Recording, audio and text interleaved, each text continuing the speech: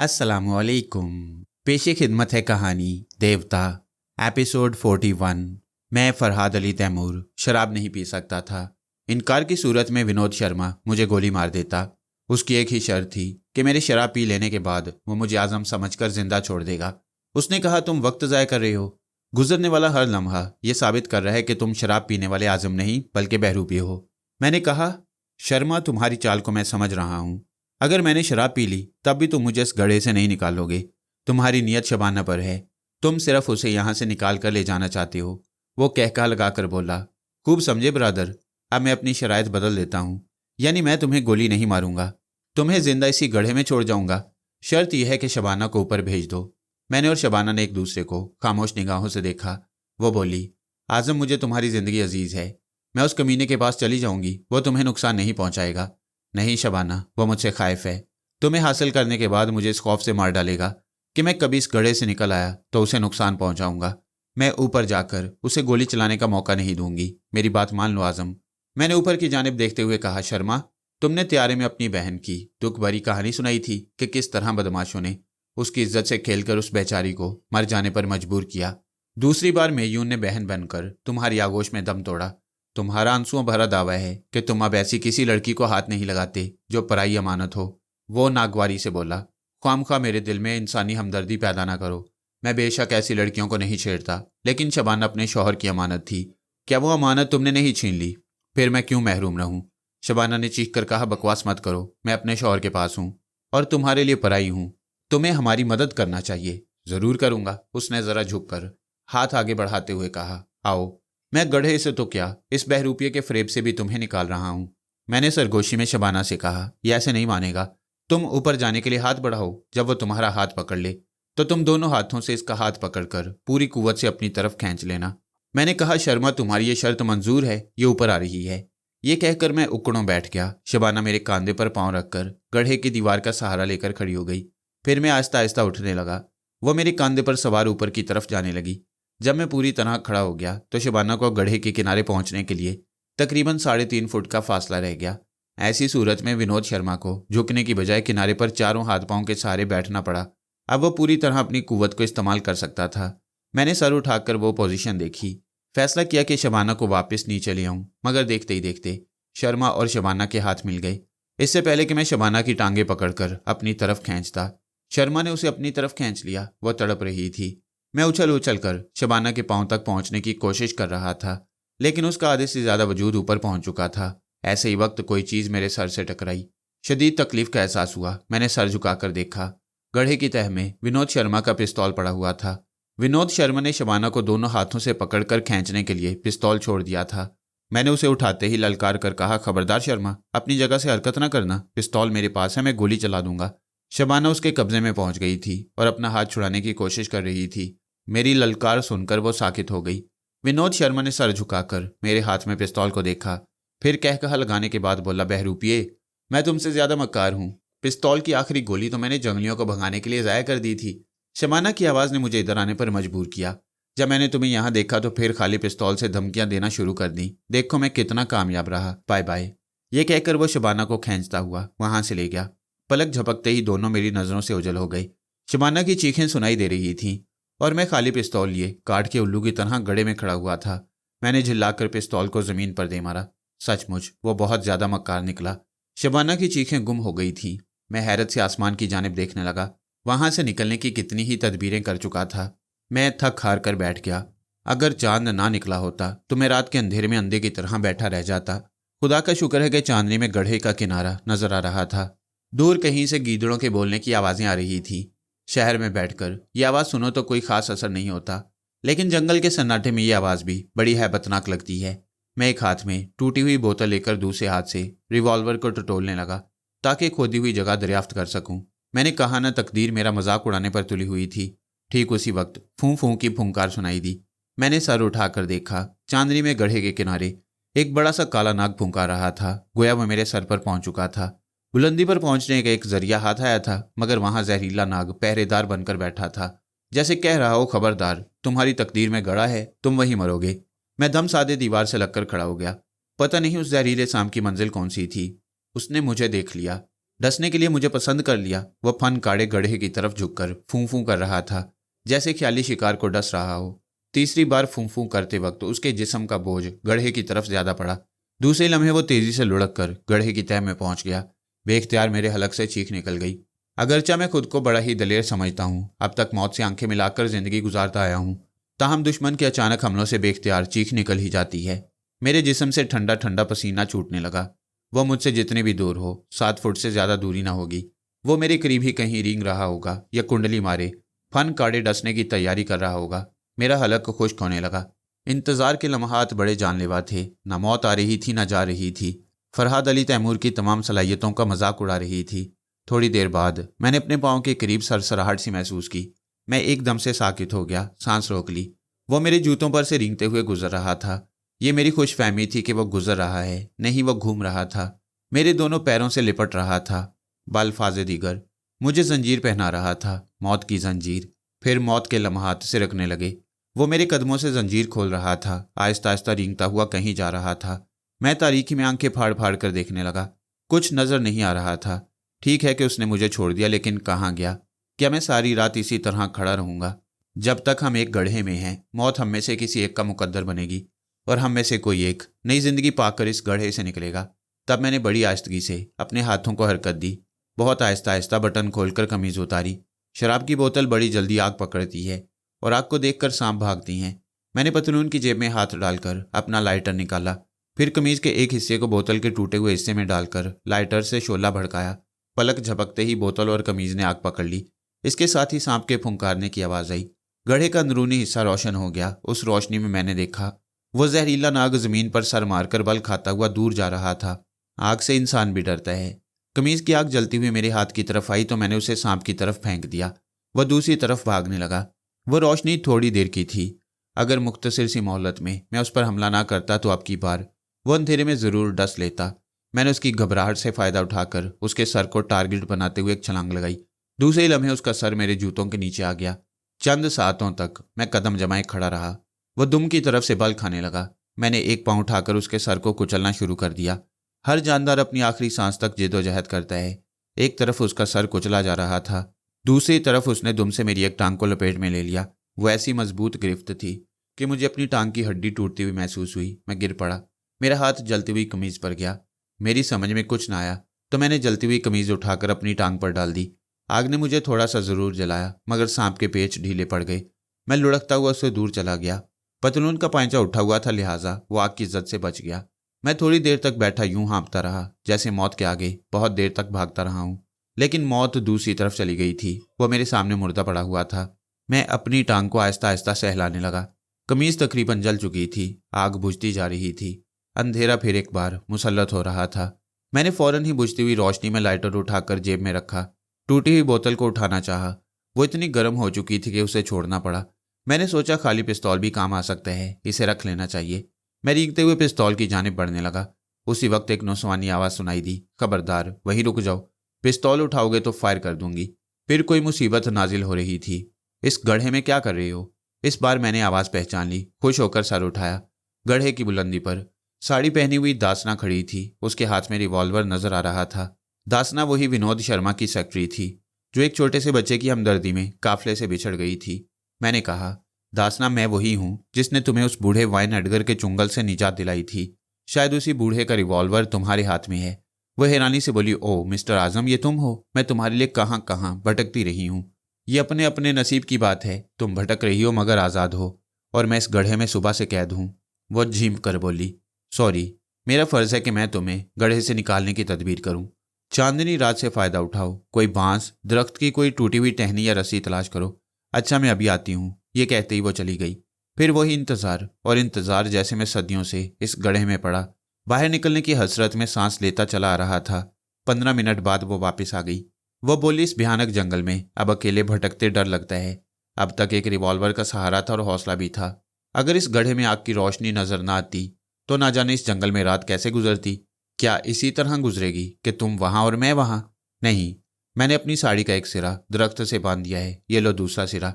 उसने साड़ी का दूसरा सिरा गड्ढे के अंदर छोड़ दिया।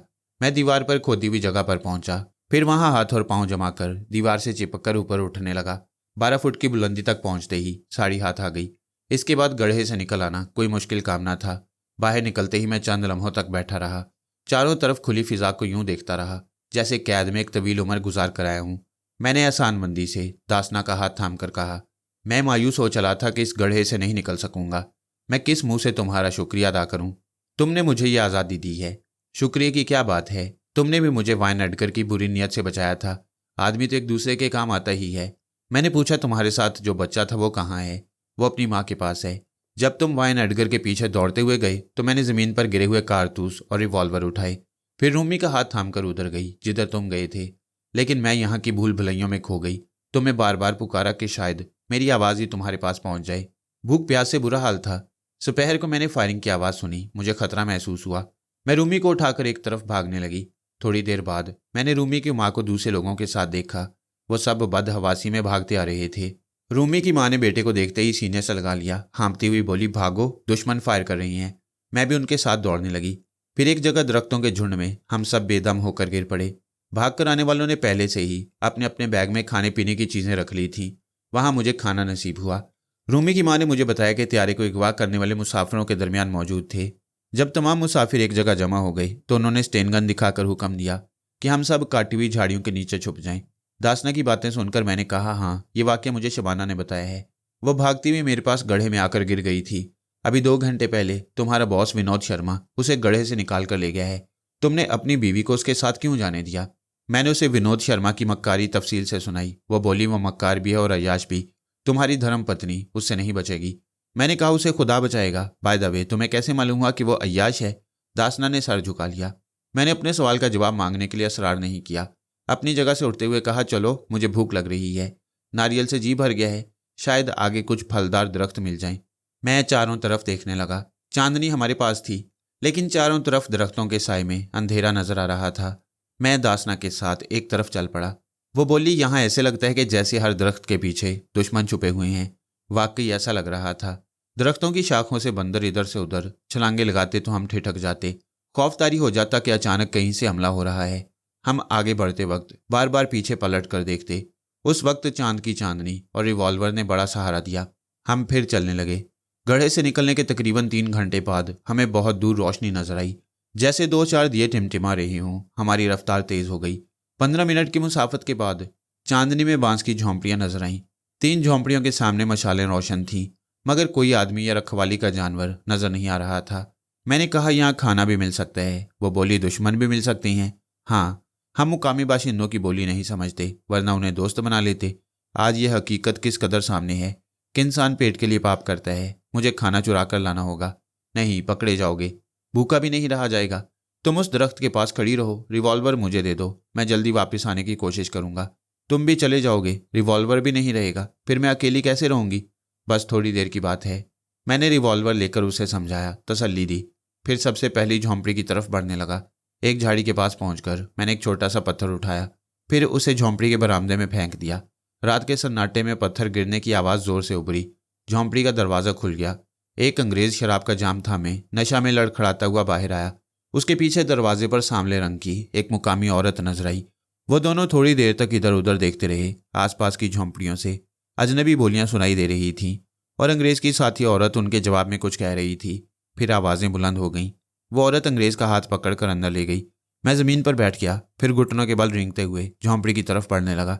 शायद वहाँ एक ही अंग्रेज था, क्योंकि वहाँ किसी दूसरे ने अंग्रेजी में सवाल जवाब नहीं किया। मैं रेंगते रेंगते बरामदे में आया, फिर दरवाजे से झांक कर देखने लगा। उनके करीब ही स्टेन गन और कारतूस की पेटी रखी हुई थी। मैंने रिवॉल्वर को जेब में डाला, दबे कदमों आगे बढ़ा, फिर उसके पीछे एक जोर की लात मारी।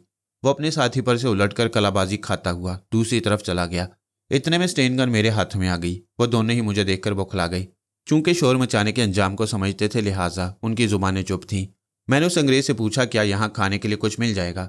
उसने हाँ के अंदाज में सर हिलाया। मैंने हुक्म दिया कि फौरन इस औरत को रस्सियों से बांध दिया जाए। उसने हुक्म की तामील की। उसे रस्सियों से बांधने के बाद उसके मुंह में कपड़ा ठूंस दिया। मैं उसे स्टेन गन की जद में लेकर दूसरे कमरे में गया। वहाँ खाने की मेज पर डबल रोटी, मक्खन, फ्राई फिश, जेली और जाम रखे हुए थे। मेरे हुक्म से उन्हें एक बैग में रख दिया गया। मैंने उसे दीवार की तरफ मुंह करने के लिए कहा। जैसे ही वो दीवार की तरफ घूमा, मैंने स्टेन गन के दस्ते से उसके सर पर भरपूर जरब लगाई। वो एक कराह के साथ ज़मींबोस होता चला गया। मैंने खाने के बैग और बोतल को शाने से लटकाया। दूसरे कमरे में आकर कारतूस की पेटी उठाई। वो औरत दीदे फाड़ फाड़ कर सहमी हुई नजरों से मुझे देख रही थी। मैंने उसे आंख मारी, फिर मुस्कुराया तो वो भी मुस्कुराने लगी। लेकिन मैं झोंपड़ी से निकलकर दबे कदमों चलता हुआ दूर झाड़ी के पास आया। इसके बाद दौड़ता हुआ दासना के पास पहुंच गया। वो खुश होकर बोली, तुम तो पक्के चोर निकले। मैंने उसके हाथों में स्टेन गन और कारतूस की पेटी देते हुए कहा, यहाँ से भागती चलो, मैं रास्ते में खाता चलूंगा। वो हंसने लगी। मैंने यही किया। चलते चलते बैग में से रोटी और फ्राई फिश निकाल कर खाने लगा। सूखा निवाला हलक में फंसा तो पानी की बोतल मुंह से लगा लेता।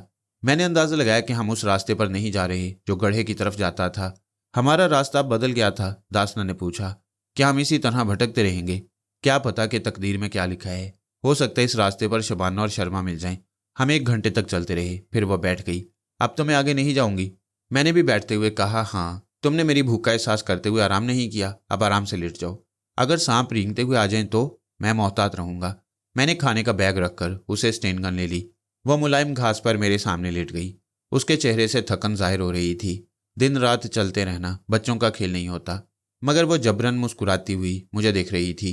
मैं उठकर हाथ में स्टेन गन लिए टहलने लगा। फिर जरा दूर जाकर घास पर लेट गया। आराम से लेटते ही जब मेरे कान जमीन से लगे तो मैं चौंक गया।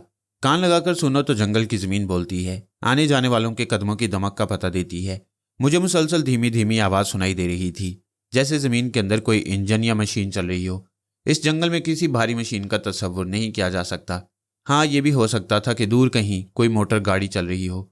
मैं कारतूस की पेटी और स्टेन गन लेकर उठ गया। दासना की जानिब देखकर अफसोस हुआ। बेचारी अभी सोई थी, अभी उसे झंझोड़ना पड़ेगा। मैंने सोचा इसे आराम पहुंचाना मेरा फर्ज है। वो मेरे लिए सुबह से भटकती रही है, उसे जगाना ज्यादती होगी। ये सोचकर मैं आगे बढ़ गया। दासना से दूर जाने का इरादा नहीं था। जरा करीब ही चक्कर काटकर मालूम करना चाहता था कि कोई गाड़ी कहाँ से गुजर रही है। थोड़ी देर बाद ही वो आवाज़ वाज़ेह हो गई। साथ ही रोशनी नजर आई। मुझसे तकरीबन आध फरलांग के फासला पर गाड़ी की हेडलाइट्स मेरे चेहरे से बाएं तरफ जा रही थी। यकीनन वो तैयारे को अगवा करने वालों की गाड़ी हो सकती थी। जब वो ज़रा आगे निकल गई तो मैं तेज़ी से उधर जाने लगा। इस बार मैंने रास्ता याद रखने के लिए रास्ते के खास दरख्तों को अच्छी तरह पहचान लिया, ताकि दासना के पास वापस पहुंचने में दुश्वारी ना हो।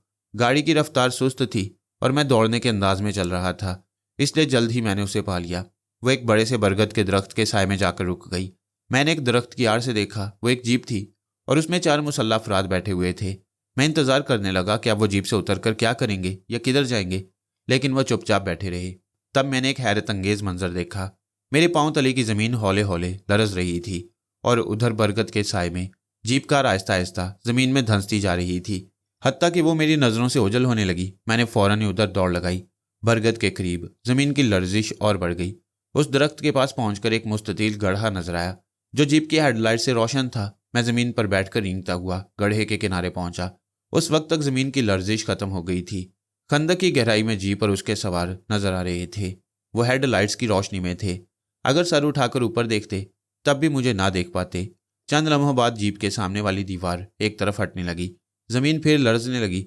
जीप स्टार्ट होकर दीवार के खला से गुजर गई। जहां जीप खड़ी हुई थी जमीन का वो हिस्सा फिर ऊपर की तरफ उठने लगा। मैं पीछे हटकर बरगद के तने से लग गया। जरा सी देर में जमीन का वो हिस्सा ऊपर आकर जंगल के फर्श के बराबर हो गया। मैंने आंखें फाड़ फाड़ कर देखा। जहां जीप खड़ी हुई थी वो जगह दलदली नजर आ रही थी। उस मुस्ततील हिस्से में दलदल के बुलबुले ऐसे उठ रहे थे कि वहां धंस जाने के खौफ से कोई नहीं जा सकता था। वो जगह इंसानी जहानत और तकनीक का बेमिसाल नमूना थी। उसे देखकर कोई सोच भी नहीं सकता था कि इसकी तह में मुजरिमों ने खुफिया अड्डा बना रखा है। मैं उस दलदल के चारों तरफ घूमकर देखने लगा। ऐसे मैकेनिज्म के लिए कोई ऐसी किल होती है जिसके जरिए दीवार या फर्श को एक जगह से दूसरी जगह सिरकाया जाता है, मगर मुझे ऐसी कोई किल नजर न आई। इस जमीन दोज अड्डे में पहुंचने का तरीका कुछ ऐसा था जिसे सिर्फ मुजरिम ही जानते थे। मैं मायूस होकर वहां से लौट गया। रास्ता पहचान कर दासना के पास आ गया। वो बेखबर सो रही थी। मैं उसके करीब बैठ गया। मेरी सोच में वही दलदल गर्दिश कर रही थी। मैं थक हार कर घास पर लेट गया। सोने का इरादा नहीं था, लेकिन शबाना की तलाश में आगे बढ़ने के मुतल्लिक सोचते सोचते आंख लग गई। ऐसी तवील बेहोशी की नींद पहले कभी नहीं आई थी। जब मेरी आंख खुली तो मेरे मुंह पर साड़ी का आंचल था। दासना मुझे धूप से बचाने के लिए आंचल का साय किए खुद धूप में बैठी हुई थी। मैं दासना से मुतासर हो गया। उठकर बैठते हुए बोला, ये क्या, तुम कब से इस तरह बैठी हो? जब से सूरज देवता तुम्हें परेशान कर रही हैं। मैंने चारों तरफ देखते हुए हैरानी से कहा, ताज्जुब है, मैं इस जंगल में बेहोशी की नींद सोता रहा। मुझसे पहली बार ऐसी हमाकत हुई है। शुक्र करो कि इधर कोई दुश्मन नहीं आया। नहीं तो हम सोते ही रह जाते। चलो उठो, मुझे भूख लग रही है। मैं पहले स्नान करूंगी। गुस्ल करने के लिए तुम्हें पानी कहाँ से मिलेगा? मैं सुबह टहलती हुई उधर गई थी, मेरे साथ चलो, हम दरिया के करीब हैं। मैं सामान उठाकर उसकी रहनुमाई में चल पड़ा। हम दरिया के साहिल पर पहुंच गए। वहां घने दरख्तों का सिलसिला नहीं था, सिर्फ नारियल के कद्दियावर दरख्त नजर आ रहे थे। वो मेरे मशवरे पर अमल करने लगी। वो चली गई। मैंने अपनी कमीज जहरीले नाक से निमटने के लिए जला दी थी। मेरे बदन पर सिर्फ एक बुनियान, एक अंडरवियर और एक पतलून थी। मेरा ख्याल था कि वो जल्द ही गुस्ल से फारिग होकर आ जाएगी। उसी वक्त मुझे दासना की चीख सुनाई दी, बचाओ बचाओ। मैं तेजी से दौड़ता हुआ गया। वो गर्दन तक पानी में डूबी हुई हाथ हिला रही थी, मुझे आजम कहकर मदद के लिए पुकार रही थी। मैंने पानी में छलांग लगा दी। तैरता हुआ उसके करीब पहुंचा तो वो बदहवासी में मुझसे लिपट गई। मैं उसको उठाकर साहिल पर ले आया। जब हम गुस्ल वगैरह से फारिग होकर नाश्ता करने बैठे तो दूर त्यारे के कुछ मुसाफिर नजर आए। उनमें मर्द, औरतें और बच्चे भी थे। खाना देखते ही वो सब दौड़ते चले आए। अगर मेरे पास ट्रेन गन ना होती तो वो हमें मार पीट कर खाना छीन लेते। वो पिछली रात के भूखे थे। अपने अपने मुल्कों और शहरों के दौलतमंद अफराद थे, लेकिन इस वक्त भिखारियों की तरह खाना मांग रहे थे। दासना ने उन्हें आराम से बैठने के लिए कहा, फिर उनमें खाने की चीजें तकसीम करने लगी। वो कई दिनों के भूखे जानवरों की तरह जल्दी जल्दी खाने पर मुंह मारकर खाने लगे। वो तादाद में 25 थे, जिनमें 18 मर्द, 5 औरतें और 2 बच्चे थे। उन सबका पेट तो नहीं भरा, मगर तसल्ली हो गई। मैंने उनसे कहा, हमें इस जंगल में 36 घंटे गुजर चुके हैं। मैंने सुना है कि दरख्तों की शाखें और झाड़ियां काटकर त्यारे को छुपा दिया गया है। कल दोपहर को एक हेलीकॉप्टर हमारी तलाश में यहाँ चक्कर लगाता रहा, लेकिन हम में से कोई उसे सिग्नल न दे सका, क्योंकि दुश्मनों ने तुम सबको झाड़ियों तले छुपने पर मजबूर कर दिया था। और उस वक्त मैं एक गहरे गड्ढे में पड़ा हुआ था। दासना ने कहा, मैं आज़ाद थी, मैंने भी हेलीकॉप्टर को देखा था, मगर वो मुझसे इतनी दूर था कि मैं सिग्नल ना दे सकी। रिवॉल्वर से एक फायर भी किया था, फिर दूसरा फायर इसलिए नहीं किया कि मेरे लिए एक एक गोली कीमती थी। मैंने कहा, हमारी इमदाद को आने वाले मायूस होकर जा चुके हैं। हम यकीन से नहीं कह सकते कि सरकारी तौर पर कोई टीम दोबारा हमारी तलाश में यहाँ आएगी, लिहाजा हमें अपने तौर पर जिंदा रहने के लिए खाने पीने और रहने का इंतजाम करना होगा। यहाँ करीब ही मुकामी बाशिंदों की चंद झोंपड़ियाँ हैं, वहाँ एक अंग्रेज़ भी है। क्यों ना हम उस छोटी सी बस्ती पर कब्जा कर लें, वहाँ जिंदा रहने की कुछ सहूलतें हासिल हो जाएंगी। सब ने मेरी तायद की। मैंने एक नौजवान को दासना का रिवॉल्वर दे दिया, फिर वहाँ से हमारा काफिला चल पड़ा। लेकिन वहाँ शहरी रास्ते नहीं थे कि हम जहाँ चाहते वहाँ पहुँच जाते। जंगल के रास्तों ने हमें फिर भटका दिया। आध घंटे बाद हम किसी दूसरी बस्ती की तरफ पहुँच गए। मैंने कहा, तुम सब वहाँ पनाह मांगने के लिए जाओ, हम हथियार वाले 2 बंदे बाद में आएंगे। हमें ये देखना है कि वहाँ सिर्फ मुकामी बाशिंदे हैं या मुहज्जब दुश्मन भी मौजूद हैं। एक औरत ने कहा, तुम हमें कुर्बानी का जानवर बनाकर आगे धकेल रहे हो, मैं नहीं जाऊंगी। एक और शख्स ने रिवॉल्वर और स्टेन गन के बगैर उस बस्ती में जाने से इनकार किया।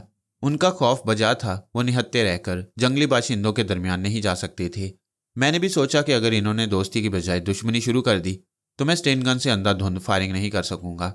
ऐसी फायरिंग में अपने लोग भी हलाक हो सकते थे। मैंने कहा, अच्छी बात है, तुम सब यहाँ छुपे रहो, मैं आगे जाकर इस बस्ती का जायजा लूंगा, उन्हें दोस्त बनाने की कोशिश करूंगा। दासना नौजवान से रिवॉल्वर वापस लेकर बोली, मैं भी चलूंगी। मैंने बहस नहीं की, उसके साथ आगे बढ़ गया। वो बोली, हम साथ जाएंगे तो एक साथ फंस जाएंगे, पहले मैं जाती हूँ, तो मेरी मदद के लिए कहीं छुप कर रहो। हमारे रास्ते अलग हो गए। वो सीधी बस्ती की तरफ गई। मैं एक लंबा सा चक्कर काटकर झाड़ियों की तरफ जाने लगा। थोड़ी देर बाद मैंने झाड़ियों के पीछे से देखा, वो बस्ती में दाखिल हो गई थी। मुकामी मर्द, औरतें और बच्चे उसे घेर रहे थे। दासना अपनी जुबान में और इशारों की जुबान में उन्हें दोस्ती का पैगाम दे रही थी। शायद वो नहीं समझ रहे थे, उसे घेरे में लेकर बस्ती के अंदर ले जा रहे थे, हत्ता कि वो मेरी नज़रों से ओझल हो गई। तब मैंने उसकी चीख सुनी। मैंने फौरन ही स्टेन गन संभाले हुए दौड़ लगा दी। ऐसे वक्त मैं भूल गया कि जंगलों में भागते वक्त ऐसी जगह से नहीं गुजरना चाहिए जहाँ घास फूस के ढेर होती हैं। ऐसे ही एक ढेर से गुजरते वक्त मैं गड्ढे में गिर पड़ा था। इस बार मैं गड्ढे में नहीं गया। भागने के दौरान घास फूस के ढेर में अचानक मेरे एक पाँव को झटका पहुंचा। स्टेन गन हाथ से छूट गई। मैं किसी पस्ती में जाने की बजाय आसमान की बुलंदी पर तेजी से जा रहा था, इस तरह कि मेरी टांगें ऊपर थी और सर नीचे। मेरी एक टांग में मजबूत रस्सी का फंदा था। जंगलों में जानवरों या दुश्मनों को शिकार करने का यह बहुत पुराना तरीका है। उल्टा लटकने के बाद ये बात मेरी समझ में आई कि किस तरह घास फूस की तह में कुमंद बिछाई गई थी। तनावर दरख्त के सबसे ऊंची शाख से गुजरने वाली रस्सी मुझे इधर से उधर झुला रही थी। कभी मैं झाड़ियों की तरफ जा रहा था, कभी झूलता हुआ झोंपड़ियों की छतों पर से गुजर रहा था। बस्ती के बच्चे मुझे देखकर खुशी से उछलने लगे। मर्द औरतें कहके लगा रहे थे। मैं इतनी बुलंदी पर झूल रहा था कि दूर तक जंगल और बस्ती नजर आ रही थी। एक बार झूलता हुआ बस्ती की तरफ गया तो देखा वो लोग दासना को घसीटते हुए एक झोंपड़ी के अंदर ले जा रहे थे। फिर झूलता हुआ झाड़ियों पर से गुजरता हुआ जंगल की तरफ गया तो हमारे साथ आने वाले त्यारे के मुसाफिर दूर साहिल की तरफ भागते जा रहे थे। उन्होंने कसाब की दुकान पर उल्टे लटके हुए बकरे की तरह मुझे देख लिया था। अब अपनी जान बचाकर भाग रहे थे। मैंने बस्ती की तरफ झूलते हुए चीख कर कहा, मैं दुश्मन नहीं दोस्त हूँ, मुझे नीचे उतारो। मैं तुम्हें नुकसान पहुंचाने नहीं आया, तुम मुझे नुकसान ना पहुंचाओ। मैं थोड़ी देर के लिए भूल गया था कि वो मेरी बोली नहीं समझ रहे। अब वो लोग अपने कामों में मसरूफ हो गए थे, कोई मेरी तरफ नहीं देख रहा था। अलबत्ता बच्चे मेरी तरफ पत्थर फेंक रहे थे। चूंकि मैं काफी बुलंदी पर झूल रहा था इसलिए पत्थरों से महफूज था। फिर भी मेरी क्या गुत बन गई थी कि बच्चे पत्थर मार रहे थे। हाय रे फरहाद अली तैमूर, ऐसी बुलंदी कोई नहीं चाहता जहां पहुंचकर आदमी उलट जाए। मैंने कमर की तरफ से खम खाकर ऊपर उठने की कोशिश की ताकि पांव से बंधी हुई रस्सी को पकड़ लूं। मैं अपनी कोशिश में इस हद तक कामयाब हुआ कि आहिस्ता आहिस्ता खम खाकर अपने पांव तक पहुंच गया। फिर पांव से बंधी हुई रस्सी को थाम लिया। उसे थामने के बाद पता चला कि इसके जरिए दरख्त की किसी शाख तक पहुंचना नामुमकिन है, क्योंकि रस्सी को किसी तेल या चर्बी में भिगोकर खुश्क किया गया था। अब इसमें ऐसी चिकनाहट पैदा हो गई थी कि इसे मजबूती से थामते वक्त हाथ फिसल जाते। मैंने कई बार इसे जमकर पकड़ना चाहा मगर नाकामी हुई। मैं थक हार कर फिर उलट गया, सर नीचे और टांगे ऊपर। बस्ती के कुछ लोग सर उठाए मुझे देख रहे थे और मेरी नाकामी पर हंस रहे थे। काफी वक्त गुजर गया। अब रस्सी का झूला थम गया था। मैं तड़प कर इधर उधर घूमने लगा, चारों तरफ देखने लगा। रस्सी की लंबाई तक दूसरी सिमत एक और दरख्त नजर आया। यानी मैं बस्ती की सिमत झूलने की बजाय दूसरे दरख्त की तरफ झूलना शुरू कर देता तो उसकी किसी शाख तक पहुंच सकता था, लेकिन मैं ऐसा ना कर सका। उस बुलंदी से मैंने एक वैगन कार देखी जो बस्ती की तरफ आ रही थी। पहले तो दिल ने तसल्ली दी कि इमदादी पार्टी पहुंच गई है। जब वैगन कार करीब आई तो बस्ती के बाशिंदे उसे चारों तरफ से घेर कर खड़े हो गए। फिर उसमें से बाहर आने वालों के सामने घुटने टेकने लगे। तमाम गोरे साहब सर उठाकर मुझे देख रहे थे और आपस में बातें कर रहे थे। एक गोरा साहब मेरी स्टेन गन उठाकर देखने लगा। फिर उसने बस्ती के एक शख्स से कुछ कहते हुए मेरी तरफ इशारा किया। साहब के हुक्म के मुताबिक बस्ती के कुछ लोग दरख्त के उस तने के पास गए जहां रस्सी का दूसरा सिरा बंधा हुआ था। वो लोग वहां से रस्सी खोलकर आहिस्ता आहिस्ता ढील देने लगे। मैं आहिस्ता आहिस्ता सर के बल नीचे आने लगा। पहले एक झोंपड़ी की छत तक पहुंचा, फिर उससे नीचे एक खिड़की के पास पहुंचते ही साहब बहादुर के हुक्म पर रस्सी रोककर फिर तने से बांधी गई। यानी अब मैं जमीन से 5 फुट की बुलंदी पर लटक रहा था। तमाम साहब बहादुर मेरे सामने आ गए। एक ने स्टेन गन दिखाते हुए मुझसे कहा, यह जोसेफ की गन है। इसका मतलब यह है कि कल रात तुमने ही उसे जख्मी किया था और खाने का तमाम सामान उठा कर ले गए थे। मैं भूख से मजबूर था। मेरा जवाब सुनते ही एक ने मेरे मुंह पर घूंसा जड़ दिया। एक घुंसे ने मुझे इधर से उधर झुलाना शुरू कर दिया। उसने झूलती हुई रस्सी के मुताबिक निशाना बांधकर फिर एक घूंसा मारना चाहा, लेकिन मैंने उल्टा लटकने के बावजूद उसका हाथ पकड़कर एक झटका दिया। उसके कदम उखड़ गए। वो मेरे साथ लटकता और घसीटता हुआ दूर जाकर गिर पड़ा। उसके साथियों को गुस्सा आ गया। वो चारों तरफ से घूंसे और कराटे के हाथ मारने लगे। मैं किसी से बच रहा था, किसी से मार खा रहा था, बल्कि ज्यादा खा रहा था। मेरी गर्दन, कमर और बाजू फोड़े की तरह दुखने लगे। चेहरा यूं महसूस हो रहा था जैसे सूज गया हो। फिर एक ने हुक्म दिया कि तमाम साथी अपने हाथ रोक लें। उसका हुक्म मान लिया गया। उसने पूछा, वो ब्रीफकेस कहाँ है? मैंने कराहते हुए जवाब दिया, मेरे पास कोई ब्रीफकेस नहीं। मुझे फिर मार पड़ने लगी। एक ने कहा, तुमने जोसेफ के कॉटेज से खाना चुराया था, वहीं से ब्रीफकेस भी उठा कर ले गई हो। दूसरे ने कहा, उसे वापस कर दो, हम तुम्हें जान से नहीं मारेंगे। वो लोग जान लेकर ऐसा जुल्म न करते जैसा कि अब कर रहे थे। अब तो 2 आदमियों ने हाथ में डंडे लेकर इधर से उधर मारना शुरू कर दिया। मैं चीखना नहीं चाहता था मगर तकलीफ की शिद्दत से आप या आप हलक से आवाज़ें निकल रही थीं। मार बर्दाश्त करने की भी एक हद होती है। मेरी आंखों के सामने अंधेरा छा रहा था। पता नहीं मेरे जिस्म के कौन कौन से हिस्से की जिल्द फट गई थी, कहाँ कहाँ से खून बह रहा था। मुझ पर बेहोशी तारी हो रही थी। किसी की आवाज़ कानों में आई। वो कह रहा था, तैयारे के किसी मुसाफिर को जिंदा नहीं छोड़ा जाएगा। सिर्फ इस सूरत में जान बख्शी जा सकती है कि वो ब्रीफकेस हमारे हवाले कर दो। वो आखिरी आवाज़ मैंने सुनी। फिर मेरे कान बंद हो गए, मेरी आंखें बंद हो गईं। इसके बाद ये दुनिया मेरे लिए मर गई।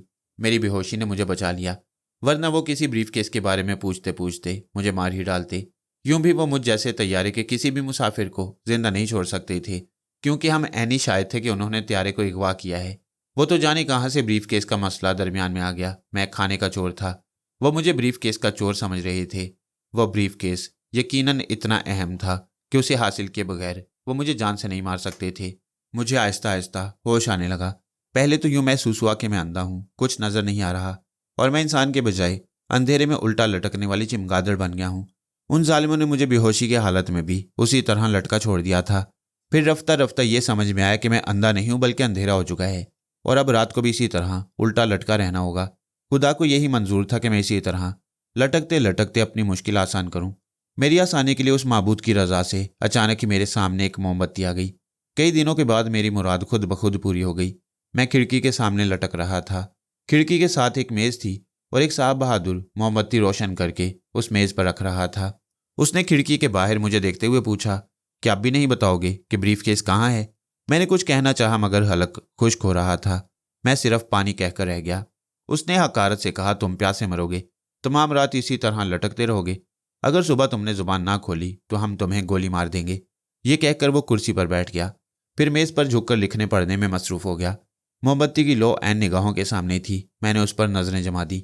बड़ी खामोशी से अपना भूला हुआ सबक याद करने लगा। मेरी याददाश्त कमज़ोर नहीं है।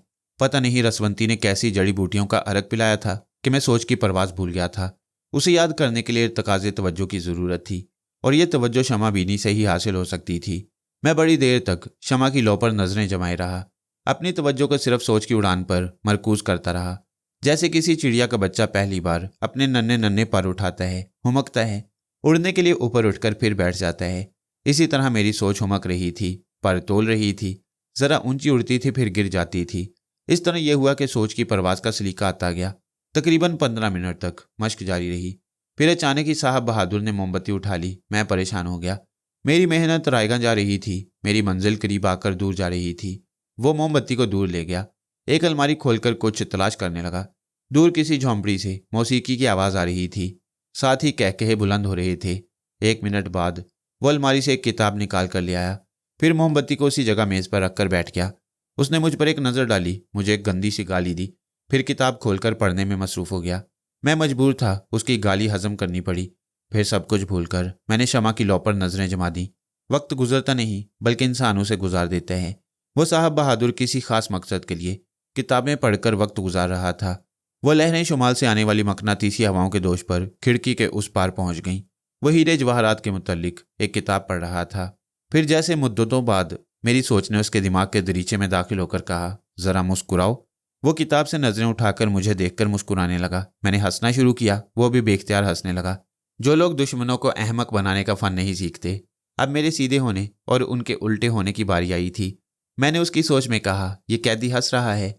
अगर मैं हमदर्दी से इससे पूछूं तो यह ब्रीफकेस का पता बता देगा। वह अपनी जगह से उठकर बोला, पानी पियोगे? मैं उल्टा लटक कर नहीं पी सकूंगा। इसके साथ ही मैंने उसकी सोच में कहा, यह बुरी तरह जख्मी है। इसमें इतनी हिम्मत नहीं रही कि आज़ाद होकर मुझ पर हमला कर सके। मैं इसे रिवॉल्वर की जद में रखूंगा। उसने कहा, मैं एक शर्त पर तुम्हें ज़मीन पर ले आऊंगा। मैंने कहा, मैं समझ गया, मैं तुम्हें उस ब्रीफकेस तक पहुंचा दूंगा। वो खिड़की के पास से चला गया। थोड़ी देर बाद वो 4 मुकामी बाशिंदों के साथ आया। उनके हाथों में रिवॉल्वर और पानी का जग था। 2 मुकामी बाशिंदों ने दरख्त के पास जाकर रस्सी खोली, मुझे आहिस्ता आहिस्ता ज़मीन पर पहुंचा दिया। बेशक उन्होंने मुझे इतना मारा था और इतने जख्म पहुंचाए थे कि मैं अधमुआ नजर आ रहा था, लेकिन मेरी कुव्वत बर्दाश्त और कुव्वत इरादी को वो लोग नहीं समझ सकते थे। मैं अब भी अपने पैरों पर खड़ा हो सकता था और एक हाथ से निमट सकता था, मगर मैंने खुद को बहुत ही कमज़ोर जाहिर किया। ज़मीन पर पड़ा कराता रहा। एक शख्स ने चाकू खोलकर पाँव की रस्सी काट दी। दूसरे ने मुझे सहारा देकर बिठाया और पानी का जग मुंह से लगा दिया। उस वक्त मेरे लिए पानी से बड़ी कोई नेमत ना थी। मैंने गटागट पीना शुरू कर दिया, मगर चंद ही घूंट के बाद अंग्रेज़ बहादुर ने पानी के जग को ठोकर मार दी। जग उछलकर दूर चला गया। उसने पूछा, आप बताओ उसे कहाँ रखा है? मैंने उसकी सोच में कहा, बैठ जाओ। वो मेरे सामने बैठ गया।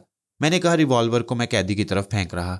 उसने रिवॉल्वर मेरी तरफ उछाल दिया, फिर खुद भी हैरानी से उछल पड़ा। मैंने रिवॉल्वर से उसका निशाना लेते हुए हुक्म दिया, चुपचाप बैठे रहो और अपने आदमियों से कहो मुझसे दूर रहें। वो दोबारा बैठकर हैरानी से बोला, मेरी समझ में नहीं आ रहा है कि मैंने अपना रिवॉल्वर तुम्हें क्यों दे दिया। क्या तुम काला जादू जानते हो? हाँ। अपने इन गुलामों को बताओ कि मैं अफ्रीका का विच डॉक्टर हूँ। इनके दुखों का इलाज भी कर सकता हूँ और इन्हें जान से भी मार सकता हूँ। अंग्रेज़ बहादुर ने सोचा, ये मुकामी बाशिंदों की बोली नहीं समझता। मैं इन्हें इनकी ज़ुबान में हुक्म दूंगा कि ये सब अचानक इस पर हमला कर दें। मैंने उससे कहा, मैं तुम्हारी मक्कारी को समझ रहा हूँ। जैसे ही मुझ पर हमला करेंगे मैं तुम्हें शूट कर दूंगा। उसकी हैरानी बढ़ती जा रही थी कि मैं कैसे उसके दिल की बात समझ रहा हूँ। मैंने हुक्म दिया, अपने गुलामों से वही बात कहो जो मैं कह चुका हूँ। वो उनकी जुबान में कहने लगा, जंगल के बासी भूत प्रेत और काले जादू से डरते हैं। मलाया के जंगली अपनी पेशानी या गालों पर लाल रंग लगाते हैं। उनका अकीदा है कि सुर्ख रंग को देखकर नादीदा बलाएं करीब नहीं आती। अंग्रेज़ बहादुर ने जब उन्हें बताया कि मैं काला जादू जानता हूँ तो वो सब सहमी हुई नज़रों से मुझे देखने लगे। मैंने अंग्रेज़ बहादुर से कहा, अपने गुलाम के हाथ से चाकू ले लो। उसने चाकू ले लिया। इसके साथ ही मैं उस अंग्रेज़ के दिमाग में जाकर बैठ गया। यानी अब ज़ाहिरी जिस्म उसका था और दिमाग की सोच मेरी। मैं जो करता वही वो करता। लिहाजा मैंने एक ख्याली चाकू के दस्ते को दोनों हाथों से इस तरह पकड़ा कि चाकू की नोक अंग्रेज़ के सीने की तरफ हो गई। वह बेबस था। उसकी खोपड़ी में मेरी अकल काम कर रही थी। यकबारगी मैंने एक झटके से ख्याली चाकू की नोक अपने सीने में पेवस्त कर दी। अंग्रेज़ बहादुर के हलक से एक कराह निकली। उसके दीदे फैल गए। वह बैठे बैठे ज़मीन पर गिरकर तड़पने लगा। उसका लिबास लहू से भीगता जा रहा था। दूसरी जानिब वो चारों मुकामी बाशिंदे अपने सीने पर हाथ बांधकर मेरे सामने झुक गए। उन्होंने एक बार सर उठाकर सहमी हुई नज़रों से देखा। मैंने दोनों हाथ उठाकर उन्हें तसल्ली दी। उन्हें इशारों की जुबान से समझाया, तुम सब मेरे फर्मा बरदार हो, मैं तुम्हें नुकसान नहीं पहुंचाऊंगा। उन्होंने फिर घुटने टेक कर सर झुका दिए। मैं कराहते हुए वहां से उठने लगा। मुझे इतनी मार पड़ी थी कि सारा बदन फोड़े की तरह दुख रहा था। कई जगह खून की पिपड़ियां जम गई थीं। मैंने उनसे दासना के मुतल्लिक पूछा। उनकी समझ में नहीं आया। मैंने ख्याली साड़ी पहनकर उन्हें बताया। इशारों में पूछा कि ऐसा लिबास पहनने वाली कहाँ है। उनका इशाराती जवाब समझकर मेरे दिल को धचका सा लगा। वह त्यारे की अगवा की ऐनी शाहिद थी, इसलिए जालिमों ने उसे गोली मार दी थी। मैंने दांत पीसकर उस अंग्रेज की लाश को देखा। दूर किसी झोंपड़ी से अब तक मौसीकी, रक्स और कहकों की आवाजें आ रही थीं। कातिलो, तुमने अपने जुर्म पर पर्दा डालने के लिए दासना जैसी मोहब्बत करने वाली हस्ती को मार डाला। मैं तुम सबको चुन चुन कर कत्ल करूंगा। मैं गुस्सा में आगे बढ़ा, मगर मेरे पांव लड़खड़ा गए। कमजोरी के बायस सर चकराने लगा। दोपहर से रस्सी बंधी हुई थी, इसलिए मेरा एक पांव बेकार सा हो गया था।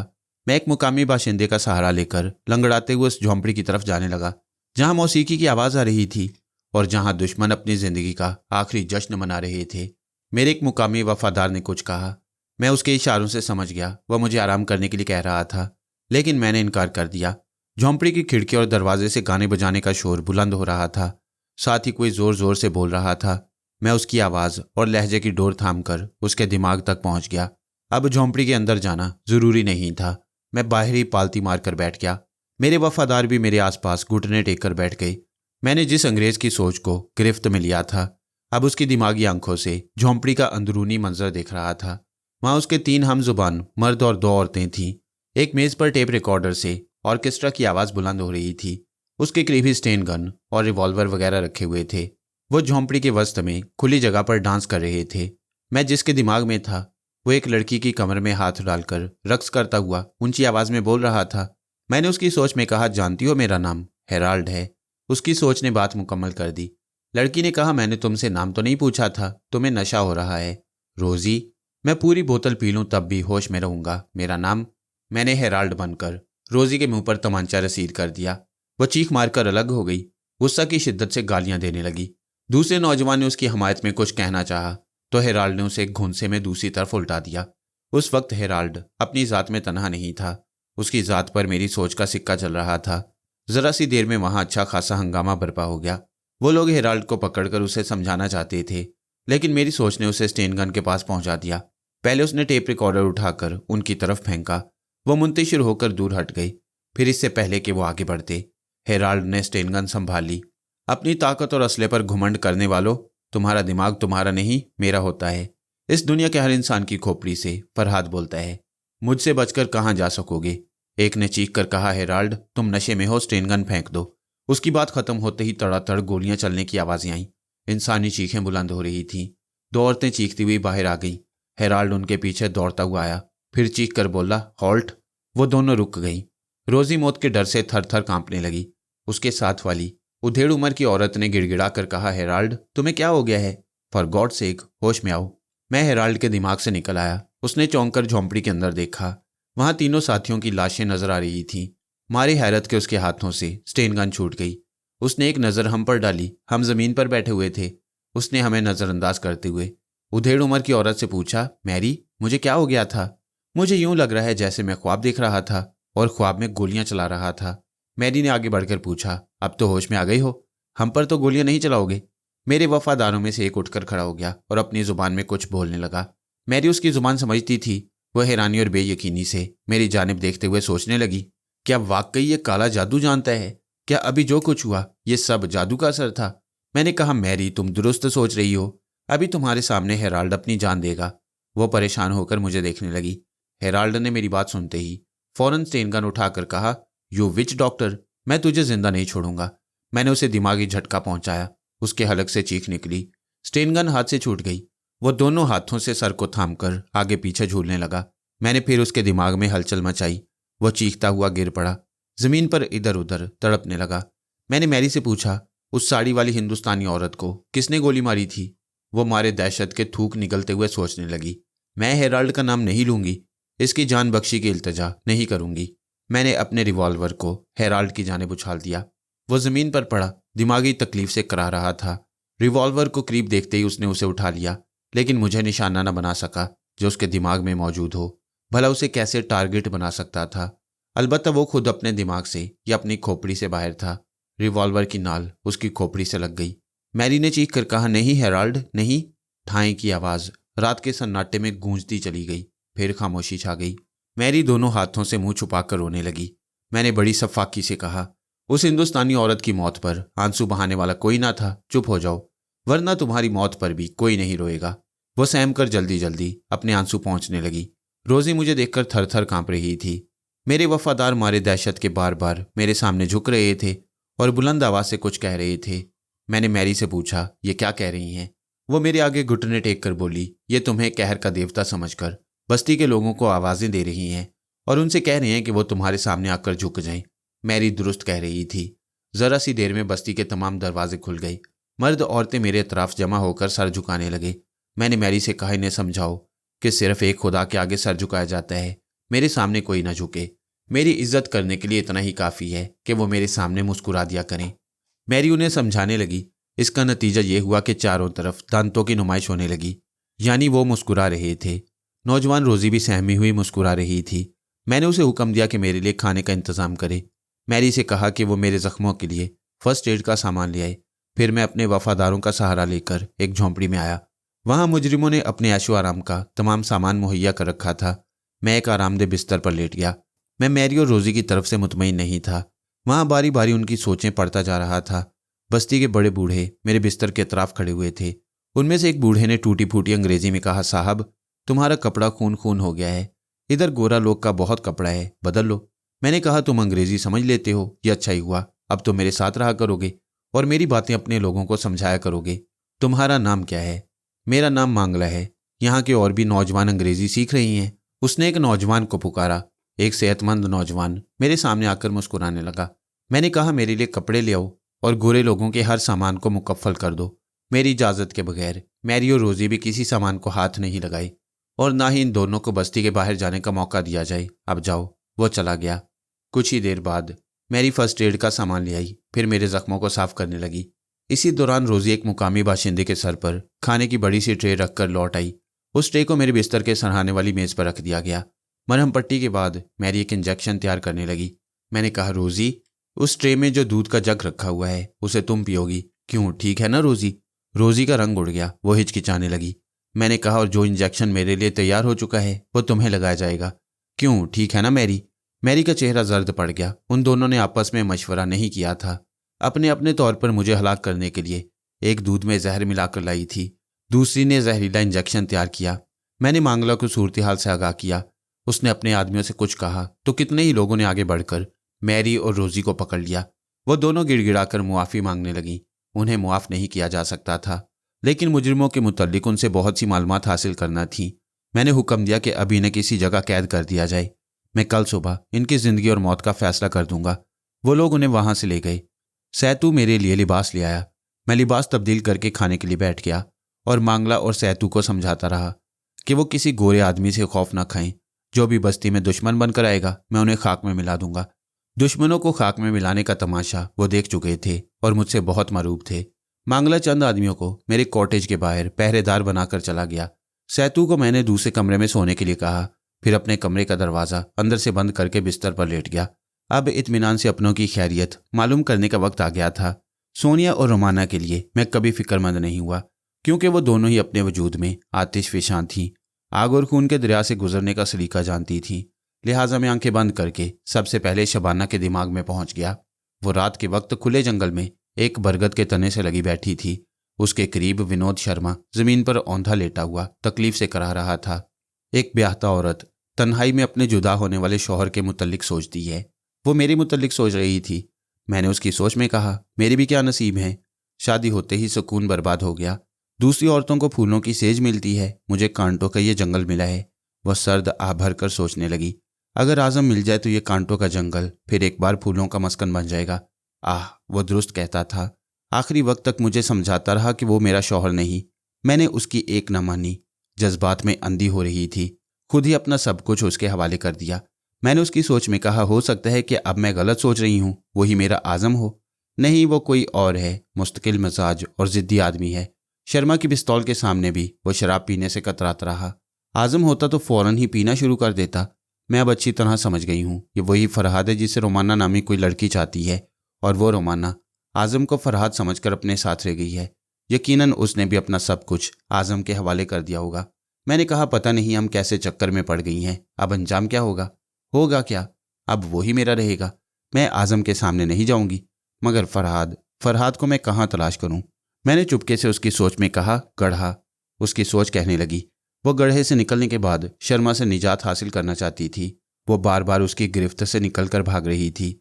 इस भाग दौड़ में शर्मा के जूते का अगला हिस्सा फट गया था। इस तरह उसकी तेज रफ्तारी में फर्क आ गया। शबाना उसे दूर निकलती चली गई। वो अंधाधुंध भागी जा रही थी।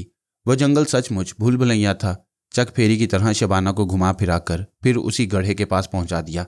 उसने गड्ढे के किनारे झुक कर देखा, मैं वहां मौजूद नहीं था। वो चीख चीख कर मुझे आवाजें देने लगी। उस पर सचमुच आजमाइशी वक्त आ पड़ा था। शौहर बिछड़ गया तो मैं उसे मिला। वो अपनी बदनसीबी पर आंसू बहाने लगी। रोने से मसाइल हल नहीं होते, जब तक सांस चलती रहती है, जबरन जीना पड़ता है।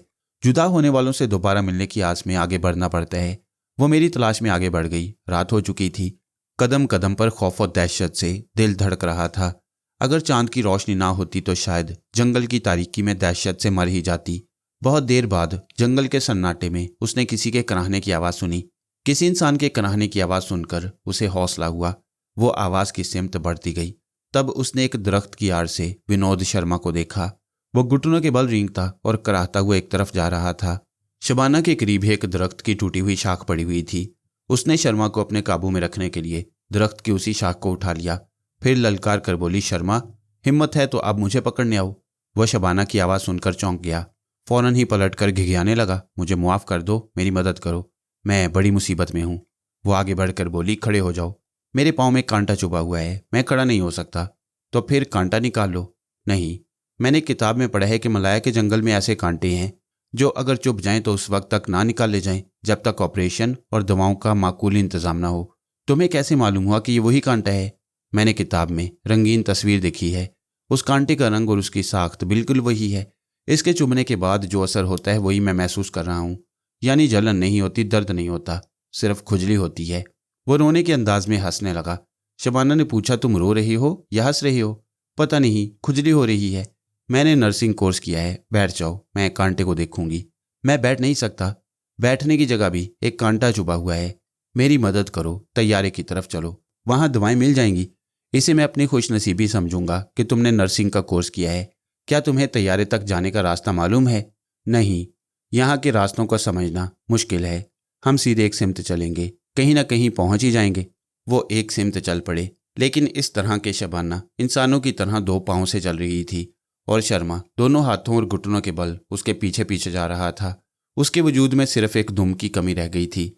शबाना ने पूछा, ये कांटे कैसे चुभ गई? मेरा एक जूता फट गया था, मैंने तुम्हारा पीछा करने के लिए जूते उतार कर फेंक दिए। इतनी देर में तुम नजरों से ओझल हो गई। मैंने अंधाधुंध दौड़ लगाते वक्त ये नहीं देखा कि कहाँ से गुजर रहा हूँ। जब पाँव में कांटा चुभा तो मैं चीख मार कर बैठ गया। मेरे बुरे नसीब के जहाँ बैठा वहाँ भी कांटा था, इसलिए बैठने की जगह। जब खुजली हुई तो वो चौपाई की तरह चलते चलते कमर से नीचे बैठने की जगह को दाएं बाएं हिलाता, तो उस वक्त वो बड़ा मज़े का खेज लगता था।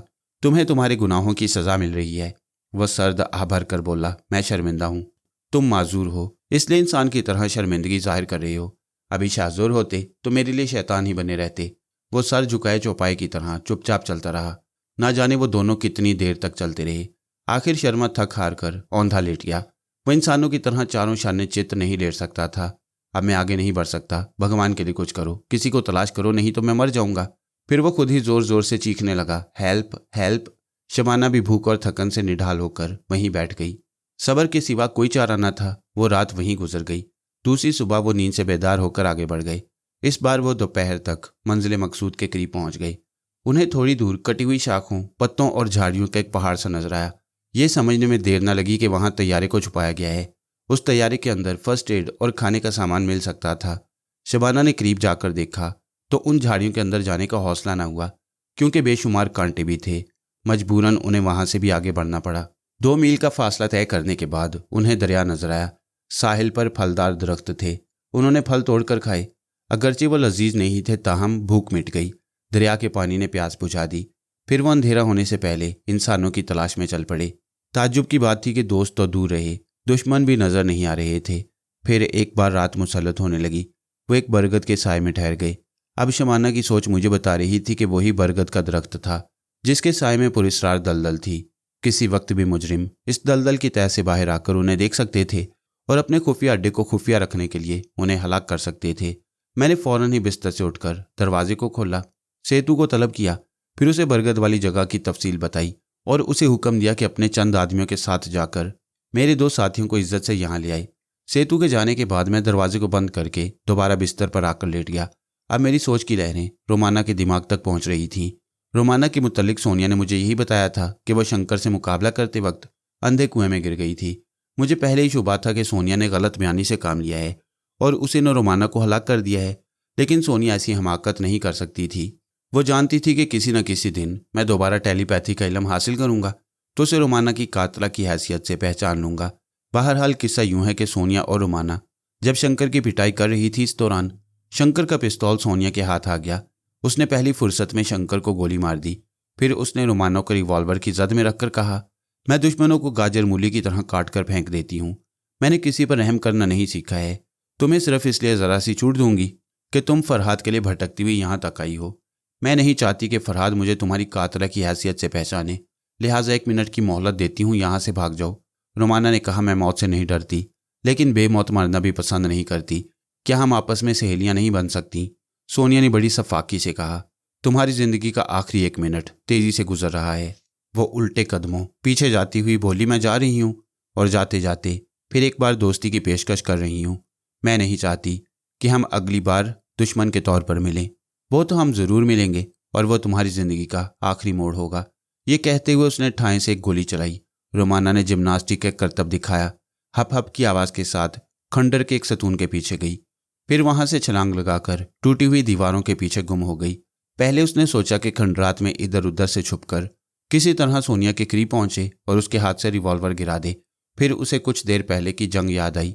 सोनिया ने आंखों पर पट्टी बांधकर उसके जवाबी हमलों को रोका था। रोमाना ये नहीं जानती थी कि सोनिया उसकी बू पा लेती है, मगर वो समझ गई कि जो औरत आंखों पर पट्टी बांधकर दुश्मन की आमद की सिमत पहचान लेती है, वो भला खुली आंखों से देखती हुई कब रोमाना को करीब आने का मौका देगी। रोमाना भी भला की जिद्दी थी, कभी हार मानना नहीं जानती थी, लेकिन मुझे पा लेने की आस में और सोनिया से इंतकाम लेने की जिद में उसने मैदान छोड़ दिया। वो खंडरात से निकलकर दौड़ती हुई उसी इमारत की तरफ गई जहां रसवंती ने मुझे कैद कर रखा था, लेकिन उसके पहुंचने से पहले मैं वहां से फरार हो चुका था। खंडरात में पहुंचकर सोनिया का बयान सुनकर सदमा से चूर था कि रोमाना अंधे कुएं में गिर चुकी है और वो बेचारी उस इमारत की जानिब बढ़ती हुई सोच रही थी कि इंसानी दिमागों को पढ़ने वाली रसवंती खामोश क्यों है, उसे गिरफ्त में लेने के लिए दिमागी झटके क्यों नहीं पहुंचा रही। रोमाना नहीं जानती थी कि जिस इमारत में वो पनाह लेने जा रही है वही रसवंती की रिहाइशगाह है। गेट पर दरबान ने उसे रोका, लेकिन बरामदे में खड़े हुए एक शख्स ने उसे अंदर बुलाया। जब वो बरामदे में पहुंची तो उस शख्स ने पूछा, क्या तुम सोनिया हो? अचानक रोमाना को खतरे का एहसास हुआ। वो बोली, नहीं, मेरा नाम सारा है, मैं इस जजीरे में तफरीह के लिए आई हूँ। उस आदमी ने उसे गहरी नज़रों से देखते हुए कहा, अभी तुम्हारे सच और झूठ का पता चल जाएगा। हमारी देवी दिमाग में छुपी हुई बातें पढ़ लेती है, मेरे साथ आओ। अब रोमाना अच्छी तरह समझ गई थी कि वह दुश्मनों में फंसी है। उसने वहां से फरार होने का फैसला किया। ठीक उसी वक्त एक मुसल्ला बॉडीगार्ड दौड़ता हुआ आया। उसने उस शख्स से कहा, रणधीर साहब, गजब हो गया, वो कैदी देवी को बुरी तरह जख्मी करके फरार हो गया है। ये सुनते ही रोमाना ने फरार होने का फैसला बदल दिया। उसे इत्मीनान हो गया कि रसवंती अभी उसकी सोच पढ़कर उसे पहचान नहीं सकेगी। फिलहाल वहां लड़ाई झगड़ा मुनासिब नहीं। यूं भी बॉडीगार्ड एक हाथ में रिवॉल्वर पकड़े खड़ा था। वो दोनों रोमाना को इमारत के अंदर ले गए। एक कमरे में रसवंती फर्श पर बेहोश पड़ी खून में लथपथ नजर आई। रणधीर ने चीख कर कहा, जरा वैदराज को बुलाओ, खून तेजी से बह रहा है। अरे ये तो मर जाएंगी। उसने एक कपड़ा लेकर रसवंती के सर के पिछले हिस्से में रखकर दबा दिया ताकि खून बहने की रफ्तार कम हो जाए। फिर उसने बॉडीगार्ड को हुक्म दिया कि फौरन ही फरहाद का ताक्कुब किया जाए, वो फेरी बोट की तरफ गया होगा। रोमाना ने कहा, रणधीर साहब, मेरे पापा मेरे लिए परेशान होंगे, खुदा के लिए मुझे जाने दीजिए। उसने बॉडीगार्ड से कहा, इसका शनाख्ती कार्ड या पासपोर्ट वगैरह चेक करो। अगर ये सोनिया या रोमाना ना हुई तो इसे छोड़ दो, वरना इसे गोली मार दो। रोमाना ने कहा, मैं पासपोर्ट साथ लेकर नहीं घूमती, वो तो मेरे होटल में है। हमारे आदमी होटल में जाकर चेक करेंगे। रोमाना को इस इमारत से निकलने का मौका मिल गया। वो 4 आदमियों के साथ एक कार में बैठकर फेरी बोट की तरफ गई।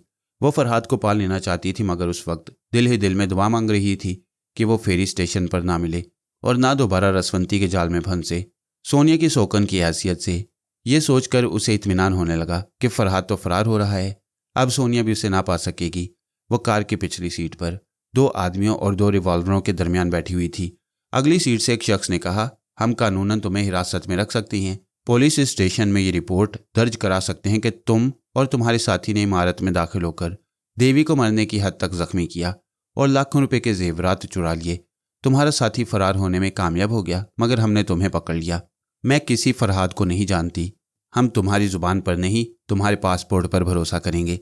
अगर होटल पहुंचकर तुमने हमें मुतमईन ना किया तो हम तुम्हें गोली मार देंगे। अगर ऐसा ना कर सके तो पुलिस स्टेशन पहुंचा देंगे। पासपोर्ट में उसका नाम रोमाना ही लिखा हुआ था, लिहाजा वो होटल पहुंचने से पहले ही इनसे निजात हासिल कर लेना चाहती थी। फेरी स्टेशन पहुंचकर मालूम हुआ कि फेरी बोट देर से रवाना होगी। वहां दूर दूर तक फरहाद नजर न आया। ये बात समझ में आ गई कि वो प्राइवेट लॉन्च या मोटर बोट से गया होगा। उन्होंने भी एक मोटर बोट के मालिक से सौदा किया, उसे गोल्डन यान तक का मुंह मांगा किराया अदा किया, फिर रोमाना को लेकर वहां से रवाना हो गए। मोटर बोट में रोमाना के अलावा 4 आदमियों की गुंजाइश नहीं थी, इसलिए 2 जजीरे में रह गए। एक ने रोमाना को अपने साथ अगली सीट पर बिठाकर स्टीयरिंग सीट संभाल ली, दूसरा पिछली सीट पर बैठा ताकि बवक्ते ज़रूरत रिवॉल्वर निकालकर रोमाना को काबू में रख सके। वो जो समुद्रों की आगोश में पली बड़ी थी, उसके सामने बहरे मरमर एक मुर्दा समुंदर था जिसकी छाती पर वो जिंदगी और मौत का खेल खेल सकती थी। उसने छोटी सी उम्र में समुद्री उकाब के दियो हैकल जहाज को कंट्रोल करना सीखा था। मोटर बोट को कंट्रोल में रखना उसके लिए महज बच्चों का एक खेल था। जब प्रिंसेस आइलैंड नज़रों से ओझल हो गया तो उसने खुद को पूरी तरह मुस्ताद रखकर मोटर बोट के स्टॉप बटन को अचानक ही दबा दिया। मोटर बोट यकबारगी समुंदर की सतह से उछलती हुई फिजा में उड़ती हुई दूर तक जाकर फिर पानी की सतह पर आई। वो दोनों बेखबरी में मारे गए। पीछे बैठने वाला अपनी सीट से उछलकर समुंदर में चला गया। दूसरा स्टीयरिंग पर से होता हुआ डैशबोर्ड से टकराया, फिर संभलने से पहले उसकी गर्दन में कराटे का हाथ पड़ा। रोमाना ने एक हाथ से स्टीयरिंग को पकड़कर दूसरे हाथ से सीट की पुष्ट का सहारा लेकर उसे जोर से लात मारी। वो बड़े आराम से करवट समुंदर की सेज पर चला गया। अब वो तन्हा थी। उसने पूरी तरह स्टीयरिंग संभाल ली, बोट की रफ्तार बढ़ा दी। उसका दिल कह रहा था कि फरहाद को वहां से फरार हुए ज्यादा देर नहीं हुई, वो उसे पा लेगी। गलाटा ब्रिज के पास से गुजरते वक्त वो पसोपेश में मुब्तला हो गई।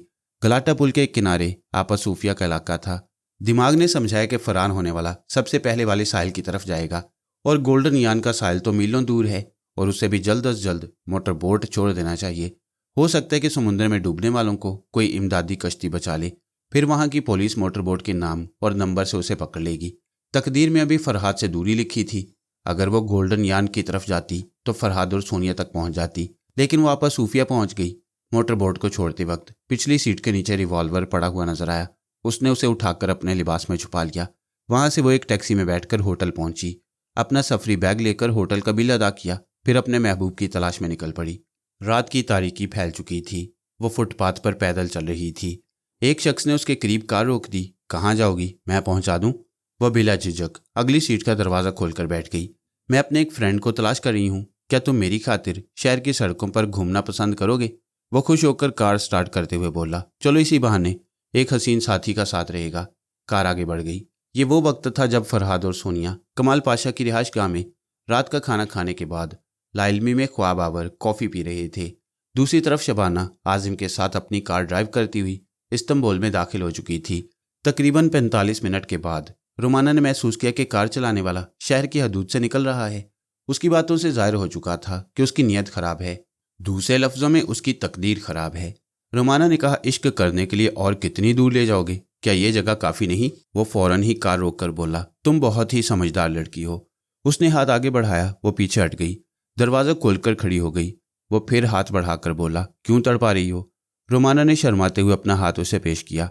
वो समझ रहा था कि सिनफे नाजुक की तरह वो भी नाजुक होगी, लेकिन अचानक ही उसके हाथ को झटका सा लगा। दरवाज़ा जोर से बंद होने की आवाज़ के साथ उसके हलक से चीख निकल गई। शिकार खेलने वाला हाथ दरवाजे से कुचल गया था। रोमाना ने दोबारा दरवाजे को खोल दिया, फिर दौड़ती हुई कार के दूसरी तरफ घूमती हुई स्टीयरिंग सीट के दरवाजे तक आई। उसे खोलकर बोली, सॉरी, भूल से दरवाज़ा बंद हो गया था। इधर आओ, मैं सहारा देती हूँ। वो गालियाँ देते हुए उठने लगा। रोमाना ने उसके दूसरे हाथ को थाम लिया, फिर एक झटके से खींचकर दरवाजे को जोर से बंद कर दिया।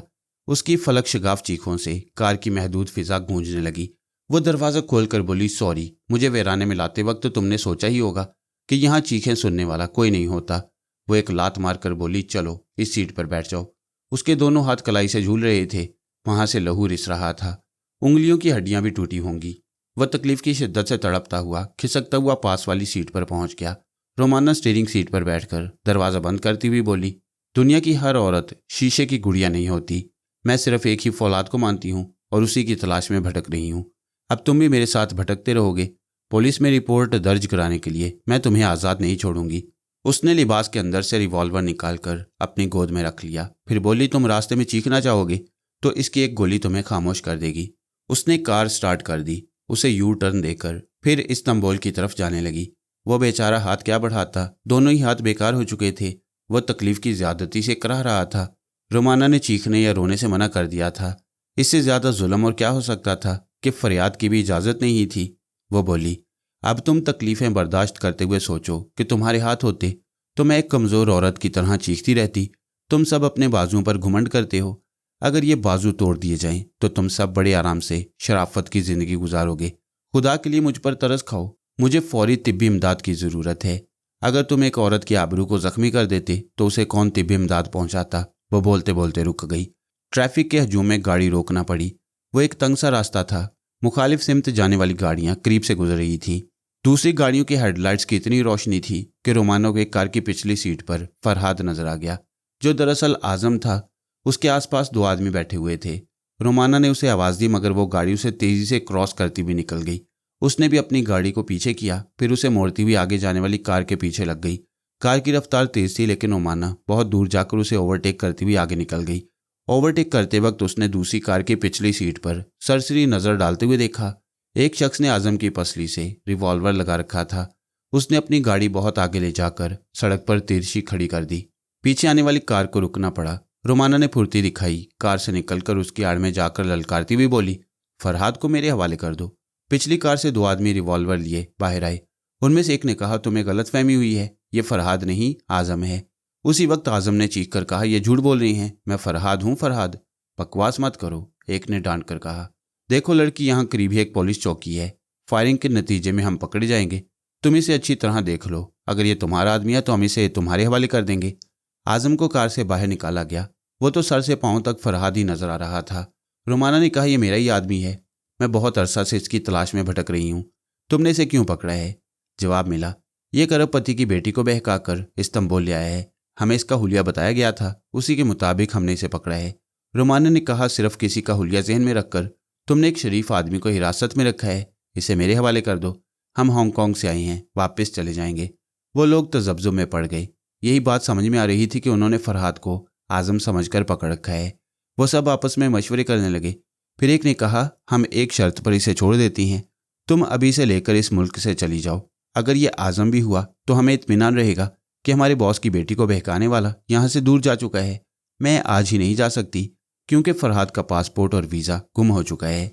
दूसरे ने कहा, फिक्र न करो, यहाँ से 2 घंटे बाद एक बहरी जहाज़ जापान जाने वाला है।